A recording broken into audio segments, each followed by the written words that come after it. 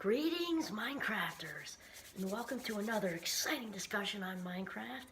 My name is Kimberly Quinn, and today we're going to talk about just stop shoulding yourself stop shoulding on yourself. That's so to speak.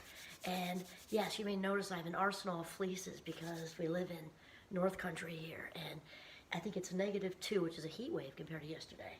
But anyway, okay, so there's certain words we've talked about in different episodes we just don't want to use because they don't exist in reality as far as being polarized or whatever.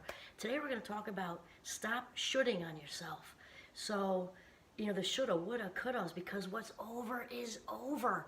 And we've also been talking about payoff. Human beings, which is what we are, we don't do anything unless there's payoff in it. And payoff can be good. It can be, all the good feelings we get from doing nice things for other people. It can be external rewards, such as paychecks and, whatever, external rewards, gift cards, just whatever motivation to move, be promoted, whatever. It's payoff. And payoff can also be unhealthy, like self-punishment, because especially if we grew up in a home where we were mistreated and constantly criticized with how we don't measure up, and even all the way to the abuse side of things or whatever, we can be really comfortable with criticism and actually pull that in on ourselves and do a lot of self-blaming and seeking that confirmation by, as we talked about also, to confirm what it is we already believe. So if we already believe we're not smart enough, tall enough, thin enough, social enough, helpful enough, wealthy enough, whatever, we go and look for that. So what we're talking about today is to leave all that there. Stop with that payoff. Stop shoulding on yourself. I should have done this. I could have done that. Guess what? You didn't. It worked the way it happened. It was meant to play out the way it happened. And with my own background, I blamed parents for a while. Not recently, a long time ago. It's like all the grades I could have gotten, should have gotten, blah, blah, blah, Never mind all like the childhood stuff. Could have done this, should have done that, would have had a happy job. Here's the thing. None of it didn't happen that way. And what happened, and it's all over. I'm a fabulous 57 years old, so my childhood was a really long time ago. My undergraduate college years when I was living out of my car and all that stuff, also a very long time ago.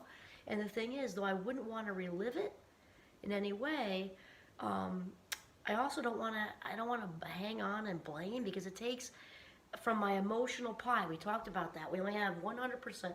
Just pretend there's a whiteboard here. Circle 100%. 100% of our emotional energy to give to ourselves, other people, everybody we love, relationships, projects, interesting things, making videos. We only have 100% of those, valuable life minutes each day. So when we're thinking about all the shoulda, coulda, wouldas, there's a big old piece of pie of life minutes is going right down the rabbit hole, never to return again. The other thing is, as far as payoff goes, is we talk about self-punishment. Being a victim can have enormous payoff. It's not healthy, and it's a trap. It's an absolute trap, because people think that if they stay in this victim place, that it gives them power. Like, feel badly for me, I was wronged, and like hanging on to that old story for year after year and maybe decade after decade, and this is my story, and identifying with that story and like clinging and attaching to it, which is different than like when I describe things and explain without any energy given to it anymore. When somebody's attaching to their story and it's so much a part of who they are still, that keeps them in a place of victim, and victim is the opposite. It's such a trap, because it's not a place of power. It can feel like that, and we can be seduced into that. It is very seductive, because then people are like, oh, and that happened to you. And the thing is, being a victim is like handing your power over on a silver platter. Just, here you go, take it, and putting all that power out here externally. And here's the thing, change can't happen when other people have control over what it is. So even if they could even be deceased. But if you're a victim and you're attaching to that victim based on what whoever did, who may not even be here anymore, you can't heal and you can't make changes and heal, because you've put what's going on out here instead of in here. Got to bring that stuff in to work on it. Also, even continuing to, and I'm not saying blame yourself because that's where I was going next. Self blame is also, well, can be, not always, a form of depression, or bringing all that stuff inward. It does, take accountability. Yes, reflect.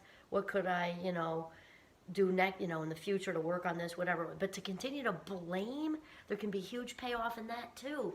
And actually, ironically, that sort of chronic serial blaming of the self is actually avoiding accountability. It's not going to be any growth or healing there as long as you're doing that. So it's really, really important to not woulda, coulda, shoulda. And also with other people. If other people say, because the other one with woulda, coulda, shoulda is if only, right? If only you would have listened to me.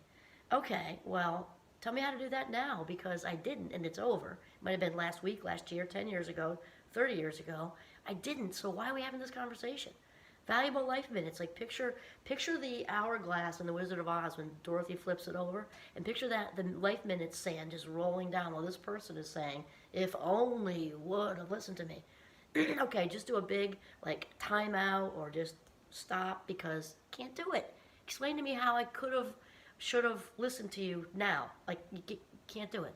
When we do that to ourselves, that if only I would have not moved to Georgia, if only I would have gone to a different college, if only I would have not wasted 3 years of my life with that person that didn't amount to anything, and I would have been this much farther along. I could have found a partner, probably would have had kids by now, would have, could have. Okay, well, none of it happened, and you can't turn the clocks back. So the only thing we can do to be proactive with our life minutes and embrace and get the most out of our life minutes is to let all of that go and stop shooting on yourself.